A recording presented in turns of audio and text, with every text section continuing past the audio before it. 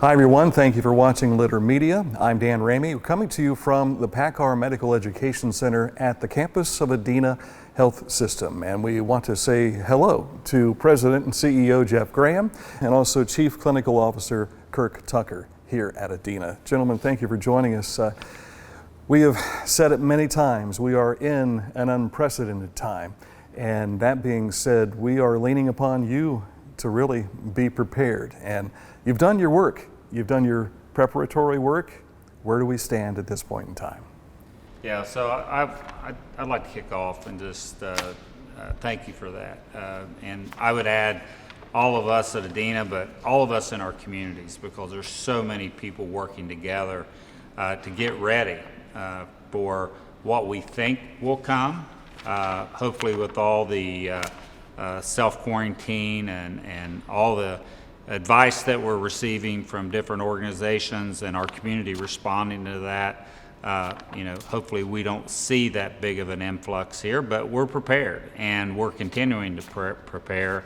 And Adena, and I'm so proud of the caregivers and all the work that's been going on behind the scene by a lot of great people.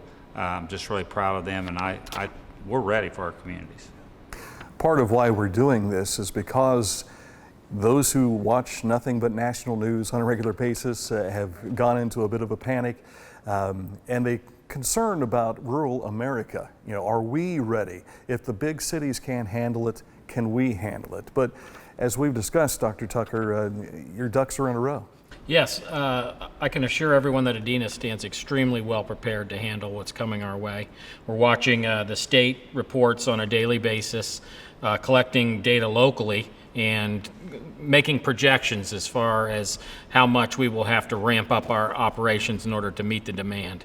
And at this point in time, we are actually planning for the possibility of ramping up to 5 times what our normal operations would be. I'm praying that that will not be necessary.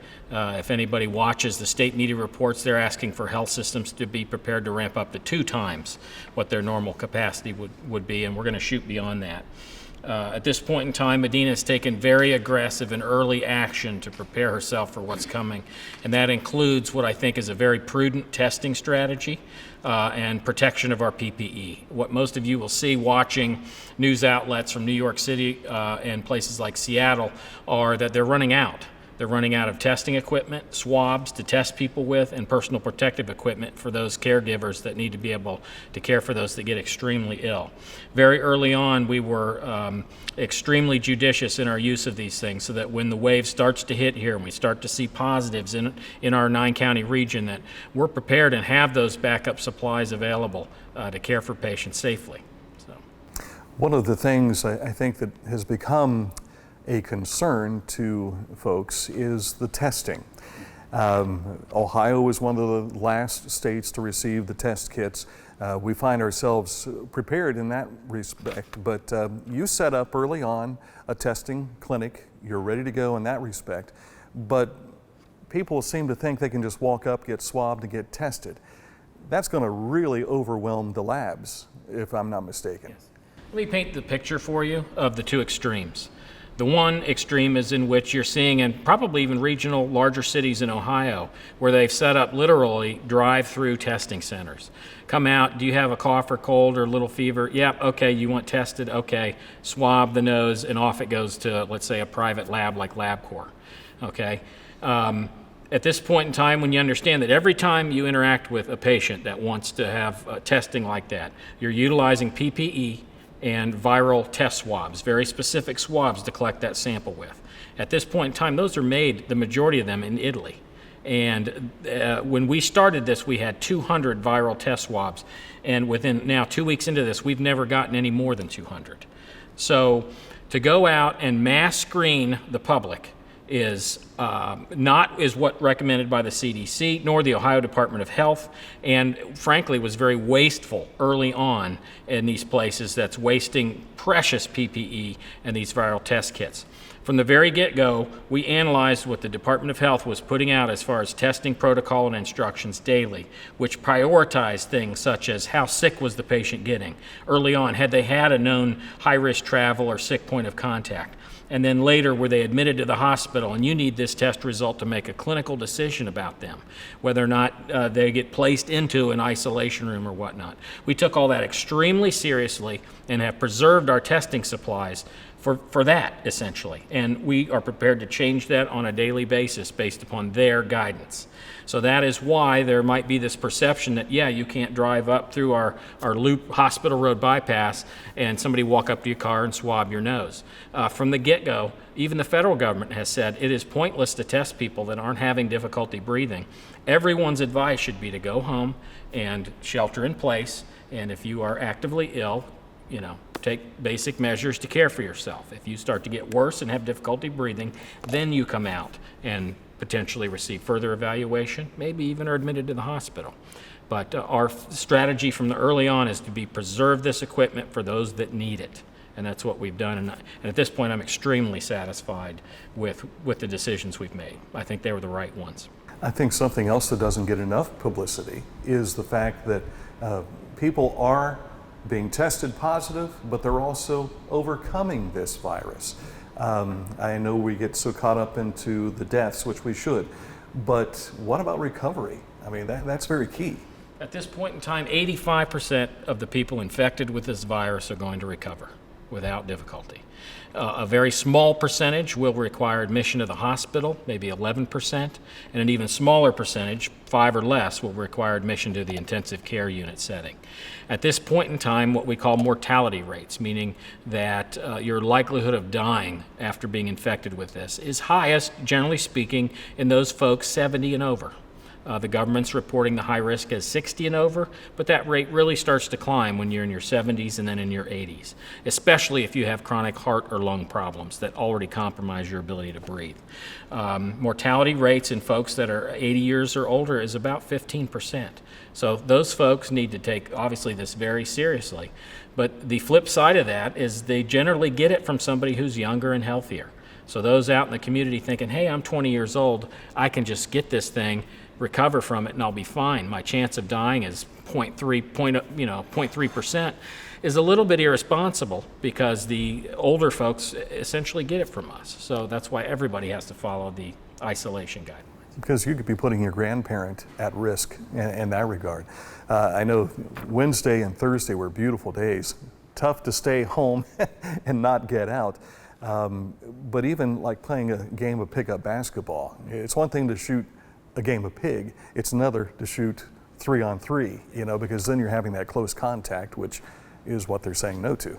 Yeah, I think the guidelines from the state and the governor and Dr. Acton have been very clear that being out in the open air is just fine, taking a walk with your pets or even your family, but congregating in denser areas like playgrounds and parks is generally not advised. As a matter of fact, I do believe playgrounds and whatnot were supposed to be closed as a part of that order. So yes, that 6-foot distant close contact is very, very risky. And I think the scariest thing about this particular virus is the fact that you can become infected with it, not have any symptoms, not know it yet, but yet be contagious. So if you think, well, I'm going to go out and do this, and I visit grandma twice a week, I just won't go over there if I get a fever or start coughing.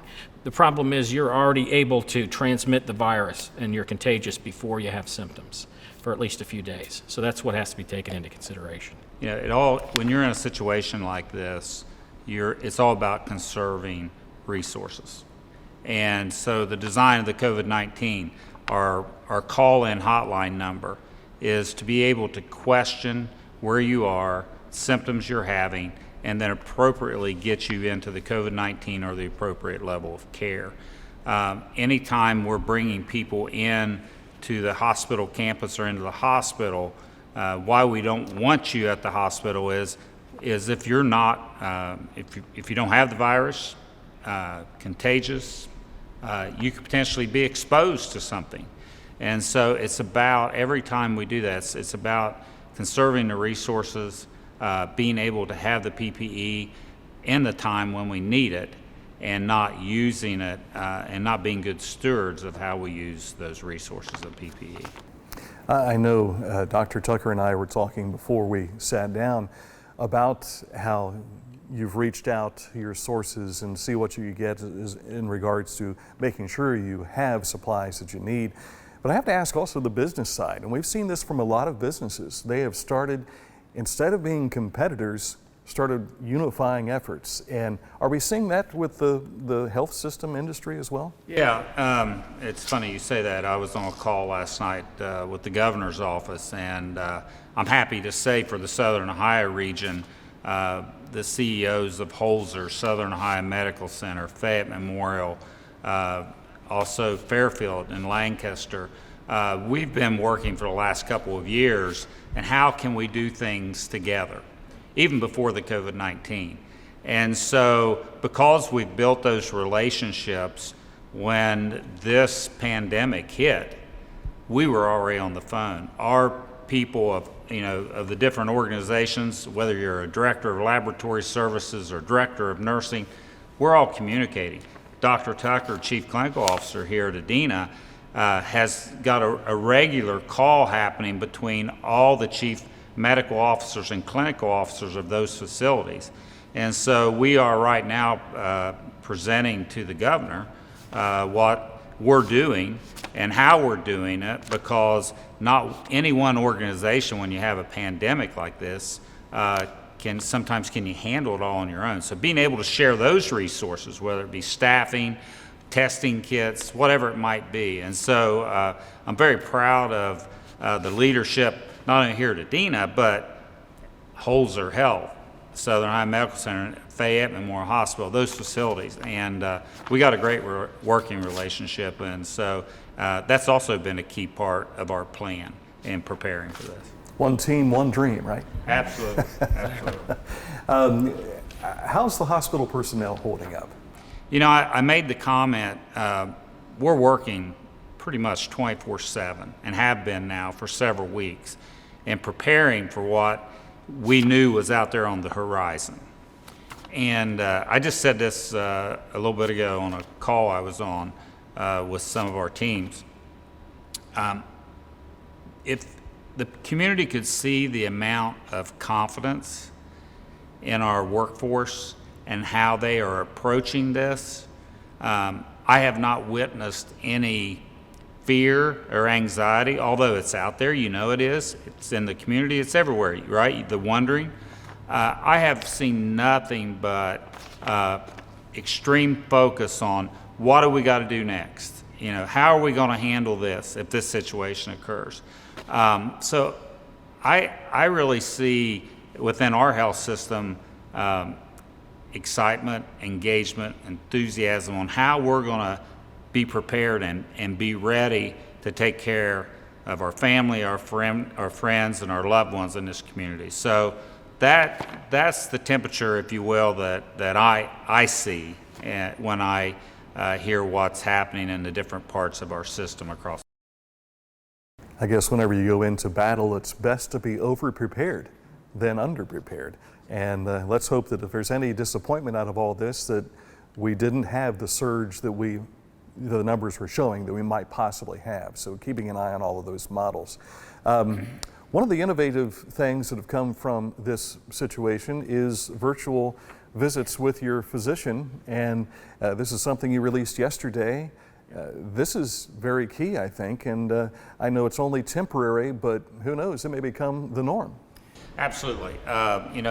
When you have times like this where you're trying to keep people away from the campus, right, because we want everybody safe unless you really need to be here, we still need to do business and take care of people that need those well checkups, or they need those meds, or they need to talk to their physician or provider.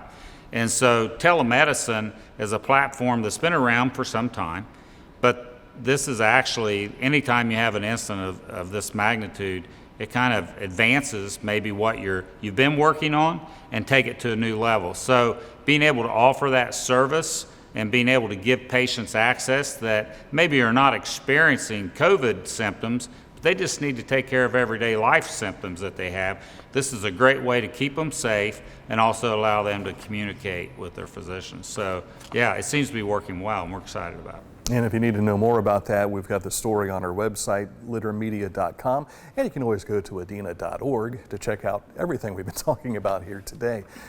Any final words as we wrap up? If I might, specific to PPE and some things we've witnessed on social media, this is all across the nation, is frequent criticisms of healthcare systems for not providing the appropriate PPE for caregivers, and then the system being shamed for that.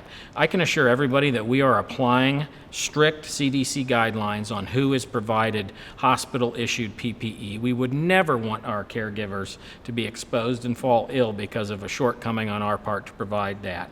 Much as we have applied to the testing, we understand that we might not be getting resupplies of certain critical things like masks, the N95 everyone talks about, gowns and gloves. So to use those frivolously now, when we have not yet seen the surge, and then expose massive numbers of provider to infection, would be frankly irresponsible of us. So it's important that people understand that this isn't an individual system decision necessarily on how you use this. There's very clear guidance that comes to us from the State Department of Health and the CDC on who needs to be provided with that equipment at this point in time, and we're prepared for that to change any time. But we will continue to follow those recommendations. And Jeff? Yeah, I have a couple of thoughts. I will start with PPE first of all. It is the most critical thing that we have in this country, and Adena is no different than the other hospitals in the southern Ohio region. We do have established ways that you can help. We've had businesses that have been donating N95 masks that they have. And we have hours set up 7 days a week for businesses and others that have access to PPE that could be used during this time in protecting our caregivers on the front lines. And you can actually go to donations at adena.org, and we are open 7 days a week from 2 p.m. to 3 p.m. each day at multiple locations here in Chillicothe at ARMC, also Greenfield Medical Center, and also at Adena Pike Medical Center in Waverly. And then again, you can check our webpage for other information where you can assist as a community member. The last thing I would like to say, first of all, is to the community is know that and be proud. So many people that live and work in our community live or they work here at Adena, not only at this campus, but throughout our 9 counties. And I'm so proud of these caregivers, and not only with this epidemic that we've not, or pandemic that we've not really seen here yet, obviously with no positive test results yet, but it's not if, it's when. But those caregivers that are going right into battle prepared and to take care of the community and put themselves in that front line position with this COVID-19 virus. I am just so proud of all the people that are working so tirelessly here at Adena, and it hasn't even started yet. But we're working as if though any patient that walks through our front doors could be that patient. And so I just want to express sincere thanks to all that are working out there at Adena and helping. Also, I want to thank their family members, because I know that can be stressful. If you're a caregiver, you're working in that environment all day, and then you have the worry of when you come home. I know I've seen it on the media where caregivers in New York and other places and that worry. And I want to thank the family members and the support that they're giving to their loved ones as they go out every day to help take care of their communities. And again, I want to thank Litter Media for giving us this opportunity. I know we've had town halls that we're doing on Facebook Live. We want the community to know, you'll hear from employees that work at Adena. One of the things that I'm very passionate about is communicating. And although we have different avenues set up, whether it be our webpage, town halls on Facebook. Today, for example, I want everyone, and that means community and others in this area that we take care of, to know what's going on. And hopefully you're connecting in with some of those channels. Hopefully we do more of these because we want to keep everybody aware of what's happening here locally. Well, we certainly appreciate your time, the invitation and opening of the Medical Education Center here to be able to do this. And also, I don't know if you can see him on camera or not, also our buddy Andy, who's been helping out here today in full gear as well. So, gentlemen, thank you again, and we can't say thanks enough, but we want to extend that at this moment in time. Keeping you informed what's going on across the area, helping to spread the word. Thanks for watching Litter Media.